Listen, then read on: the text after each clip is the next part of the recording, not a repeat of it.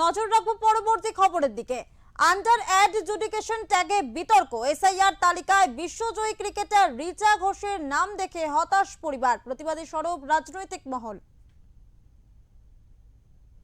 ভারতের মহিলা ক্রিকেট দলের তারকা তথা বাংলার গর্ব রিচা ঘোষের নামের পাশে এসআইআর তালিকায় আন্ডার অ্যাডজুডিকেশন উল্লেখ থাকায় শিলিগুড়িতে তৈরি হয়েছে বিতর্ক। তালিকা দেখে হতবাক রিচার পরিবারও। তাদের দাবি, রিচার কোনো নথিতেই কোনো ত্রুটি নেই, তাহলে কেন এমন হলো তা স্পষ্ট নয়। ঘটনায় সরব হয়েছে রাজনৈতিক মহল। স্থানীয় বাম কাউন্সিলর মৌসুমী হাজরা বলেন, দেশের গর্ব একজন খেলোয়াড়ের নথিতে খামতি থাকার কথা নয়। এসআইআর এর কাজ নিয়ে প্রশ্ন উঠছে। আমরা সব লিস্টগুলোই দেখলাম, তখন আমরা প্রথমে যেটা নজরে আসলো যে রিচা ঘোষের নামটা কেন মানে বাদ বিচারাধীনে আন্ডারে আছে। তো আমরা তো খুব অবাক হলাম, কারণ ওর তো সমস্ত ডকুমেন্টস ঠিকঠাক আছে, কারণ ওর ডকুমেন্টস ঠিকঠাক আছে বলেই তো পাসপোর্টটা পেয়েছে। ও তো দেশের গর্ব, বিশ্বের গর্ব। শুধু ও না, মানে অনেকে যারা আছেন, মানে 50 বছর ধরে ভোট দিয়ে যাচ্ছেন, 20 বছর ধরে ভোট দিয়েছেন, তাদের নামটাও বাদ পড়েছে। হয়তো তাদের হিয়ারিংও ডাকা হয়নি, তারা জানিই না। তারা কালকে দেখে তো ভীষণ চিন্তা করে গেছে যে আমাদের তো হিয়ারিংও ডাকা হয়নি, আমরা তো সব ভোট দিয়েছি 2002 থেকে। কেউ বলেছে আমরা 1960 সন থেকে, মানে 70 থেকে 72 থেকে ভোট দিয়েছি, তাদের নাম বাদ পড়েছে। এটা কারণটা কি? এটা নিয়ে খেলা হচ্ছে? এভাবে কি হতে পারে? শিলিগুড়ির মেয়র গৌতম দেব ক্ষোভ প্রকাশ করে বলেন, যারা দেশের নাম উজ্জ্বল করেছেন তাদের অসম্মান করা হচ্ছে। বাংলা তথা দেশের গৌরব রিচা ঘোষ, যে পরপর দুটো আন্তর্জাতিক world cup, women world cup under 19 এবং সিনিয়র ওয়ার্ল্ড কাপ কদিন আগেই হয়েছে, বিশ্বজয় করেছে। উইকেট কিপার ব্যাটসম্যান, সুভাষপল্লীতে থাকে, শিলিগুড়ি বিধানসভা। তার পার্ট নাম্বার 196, সিরিয়াল নাম্বার 46।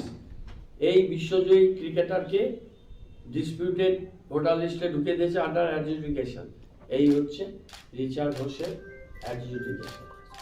রিচার বাবা মানবেন্দ্র ঘোষ জানিয়েছেন, বিষয়টি নিয়ে তিনি বিএলওর সঙ্গে কথা বলবেন। অ্যাকচুয়ালি তার মানেটাই বা কি আমি এখনো বুঝতে পারছি না। বিচারের দিন মানে হয়তো তারা বিচার করবে অন্য কিছু। ঠিক আছে, কি দেখলেন? হ্যাঁ, এখন দেখি কি ল্যাপসেস এখন কি আছে, আমাদের তরফ থেকে কোনো ল্যাপসেস আছে কিনা, বা ওদের তরফ থেকে কি ল্যাপসেস আছে। লিস্টে কি জুডিশিয়াল না কি একটা দেখাচ্ছে,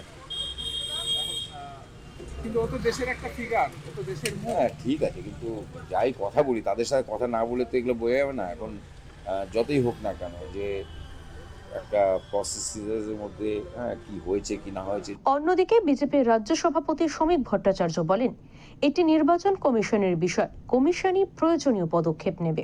এসআইআর নিয়ে প্রথম থেকেই সরব তৃণমূল কংগ্রেস এবং বামেরা। এই নিয়ে প্রতিবাদ মিছিল হয়েছে রাজ্য জুড়ে।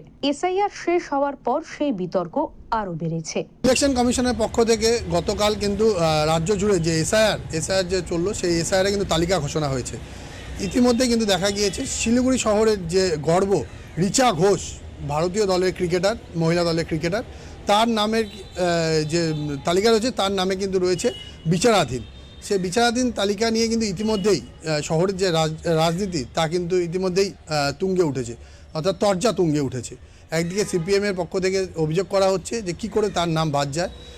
গৌতম দেব মেয়র, শিলিগুড়ির মেয়র, তিনি কিন্তু সাংবাদিক সম্মেলন করে তিনি বলেছেন যে বাংলার গর্ব রিচা ঘোষের নাম কি করে বাদ যায় এই যে তালিকা, সেই তালিকা থেকে বাদ না গেলেও তার যে বিচারাধীন অবস্থায় কি করে থাকে সেই নিয়ে কিন্তু প্রশ্ন তুলতে শুরু করেছে ইতিমধ্যে তৃণমূল কংগ্রেস।